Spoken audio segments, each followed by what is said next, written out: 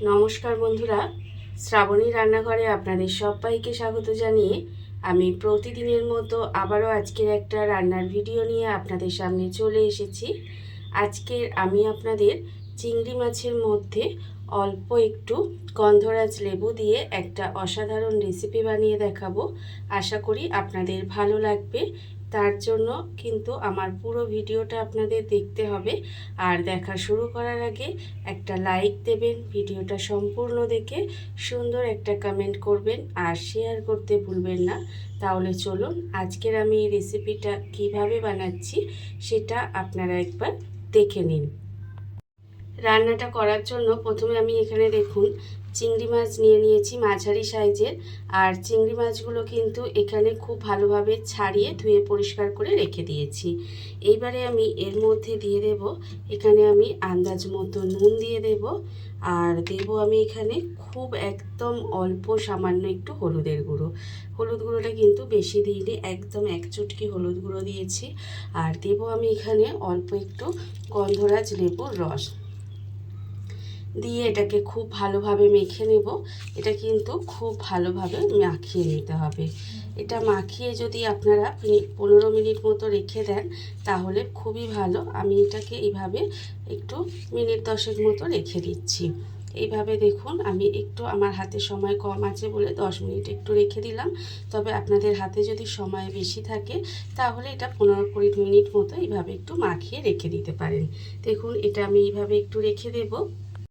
মাছটা আমি এখানে 10 মিনিট মতো এইভাবে রেখে দিয়েছি, আমার হয়ে গেছে। আর অন্যদিকে দেখুন গ্যাসটা অন করে আমি একটা ফ্রাই প্যান বসিয়ে দিয়েছি। এবারে রান্নার জন্য আমি এর মধ্যে দিয়ে দেব সর্ষের তেল। এখানে কিন্তু আমি রান্নাটা সর্ষের তেলেই করছি, তবে আপনারা যে কোনো রান্নার তেলে রান্নাটা করতে পারেন। এবারে তেলটাকে খুব ভালোভাবে একটু গরম করে নেব। তেলটা আমার এখানে খুব ভালোভাবে গরম হয়ে গেছে। তেলটা আমি এখানে খুব ভালোভাবে গরম করে নিয়েছি। এইবারে আমি এই তেলের মধ্যে দিয়ে দেব এখানে যে চিংড়ি মাছগুলো আমি এখানে নুন, অল্প সামান্য একটু হলুদ গুঁড়ো আর অল্প একটু গন্ধরাজ লেবুর রস মাখিয়ে রেখেছিলাম, সেই চিংড়ি মাছগুলো কিন্তু এখানে দিয়ে দিচ্ছি। চিংড়ি মাছগুলো দিয়ে চিংড়ি মাছটা কিন্তু প্রথমে একটু হালকা করে ভেজে নেব। চিংড়ি মাছ কিন্তু খুব বেশি যদি লাল লাল করে ভাজেন তাহলে কিন্তু মাছটা শক্ত হয়ে যাবে আর তখন কিন্তু খেতে ভালো লাগবে না। তাই এইভাবেই কিন্তু মাছটাকে একটু হালকা করে ভেজে নিতে হবে। আর আজকের আমি আপনাদের যে রেসিপিটা দেখাচ্ছি সেটা কিন্তু খুব তাড়াতাড়ি রেসিপিটা হয়ে যায়। আমাদের দেখবেন এরকম গরমের সময় কিন্তু রান্না করতে মোটেও ইচ্ছা করে না।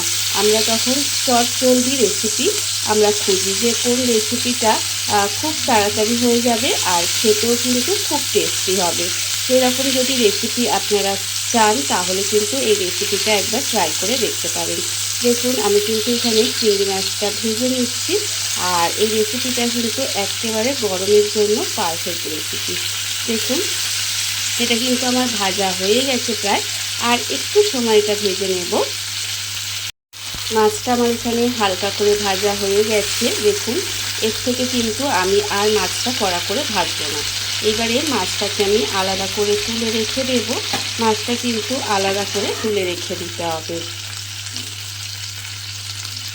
খুব কম সময়ে রান্নাটা হয়ে যায় আর খেতে তো অপূর্ব লাগে। আপনারা না বানিয়ে খেলে কিন্তু বুঝতে পারবেন না যে এই রান্নাটা কতটা টেস্টি লাগে। দেখুন মাছগুলোকে আমি এইভাবে একটু তুলে নিচ্ছি। মাছগুলো তুলে আমি আলাদা রেখে দিয়েছি। এবারে এই তেলের মধ্যেই রান্নাটা করব। তার জন্য আমি প্রথমে দিয়ে দিলাম দেখুন অল্প সামান্য একটু কালো জিরে ফোড়ন দিলাম। কালো জিরে ফোড়ন দিয়ে ফোড়নটাকে প্রথমে খুব ভালোভাবে একটু ভেজে নেব। ফোড়নটা কিন্তু সুন্দর করে ভেজে নিতে হবে। আর যখন দেখবেন ফোড়ন থেকে একটা সুন্দর গন্ধ বেরোচ্ছে তখন কিন্তু আমি এর মধ্যে দিয়ে দেব পেঁয়াজ কুচি। এখানে কিন্তু একটা মাঝারি সাইজের পেঁয়াজকে এইভাবে একটু কুচি করে রেখেছি, সেই পেঁয়াজটা এর মধ্যে দিয়ে দিলাম। পেঁয়াজটা এর মধ্যে দিয়ে পেঁয়াজটা কিন্তু খুব ভালোভাবে একটু ভেজে নেব। এটাকে কিন্তু একটু লাল করে পেঁয়াজটা ভেজে নিতে হবে। পেঁয়াজটা আমার এখানে লাল করে ভাজা হয়ে গেছে। পেঁয়াজটা আমি এখানে লাল করে ভেজে নিয়েছি। এইবার আমি এর মধ্যে দিয়ে দেব অল্প সামান্য একটু আদা রসুন এখানে আমি থেতো করে রেখেছি, আর সেই আদা রসুনটা এর মধ্যে দিয়ে দিলাম। আদা রসুনটা দিয়ে কিন্তু একটু সময় আমি কষিয়ে নেব, যাতে এর যে একটা কাঁচা গন্ধ থাকে সেটা চলে যায়। খুব বেশি সময় কষানোর দরকার নেই, জাস্ট একটু সময় এইভাবে নেড়েচেড়ে একটু রান্না করে নিলেই হবে। এইবার দেখুন আমি এর মধ্যে দিয়ে দিচ্ছি নুন। এখানে কিন্তু আন্দাজ মতো আমি এই সময় নুনটা দিয়ে দেব। খুব কম মশলায় কিন্তু রান্নাটা হয়, আর খেতে তো বলছি যে আপনারা রান্না না করলে বুঝতে পারবেন না যে কতটা টেস্টি খেতে। আমি এখানে নুন দিয়ে দিলাম আর অল্প সামান্য একটু চিনি দিলাম। চিনিটা আপনারা কিন্তু ইচ্ছা করলে দিতেও পারেন, আবার নাও দিতে পারেন, তবে আমি সামান্য স্বাদের ব্যালেন্সের জন্য অল্প একটু চিনি এর মধ্যে দিয়েছি। এবারে দেখুন সমস্তটা খুব ভালোভাবে এইভাবে মিশিয়ে নিচ্ছি। আর আপনারা তো দেখে বুঝতেই পারছেন যে আমি কিন্তু এই রান্নাটায় খুব কম মশলা ব্যবহার করছি, আর এতে কিন্তু আমি হলুদ দেব না। এই রান্নাটা হলুদ ছাড়া হবে, দেখতে ভীষণই সুন্দর হবে, খেতে তো সুন্দর হবেই। নুন মিষ্টিটা দিয়ে খুব ভালোভাবে মশলা কষিয়ে নিয়েছি। মশলা কষানো হয়ে গেছে, তেলটাও কিন্তু ছেড়ে দিয়েছে। এইবারে আমি এর মধ্যে দিয়ে দেব জল। এখানে কিন্তু খুব যে বেশি আমি এর মধ্যে জল দেব সেটা কিন্তু দেব না, খুব অল্প পরিমাণে একটু জল দিয়ে দেবো। হাফ বাটিরও কম একটু জল দিয়ে দিলাম। দিয়ে এটাকে কিন্তু খুব ভালোভাবে একটু মিশিয়ে দেব। মিশিয়ে দিয়ে এটাকে ঢাকা দিয়ে একটু সময় রান্না হতে দিতে হবে। ঢাকা দিয়ে আমি এইভাবে কিছুক্ষণ রান্না হতে দিয়েছিলাম। এবারে দেখুন গ্রেভিটা কিন্তু এখানে খুব সুন্দরভাবে ফুটে গেছে। এবার আমি এর মধ্যে দিয়ে দেব যে চিংড়ি মাছটা আমি এখানে আগে থেকে ভেজে রেখে দিয়েছিলাম, সেই চিংড়ি মাছটা এর মধ্যে দিয়ে দিলাম। চিংড়ি মাছটা দিয়ে কিন্তু এইভাবে আরেকটু সময় এটাকে রান্না হতে দেব। এই যে পাতলা, আরেকটু পাতলা যে এটা গ্রেভিটা আছে না, এতটা পাতলা থাকবে না, একটু এই গ্রেভিটা সঙ্গে চিংড়ি মাছটা দিয়ে একটু সময় এটাকে নেড়েচেড়ে রান্না করে নিতে হবে।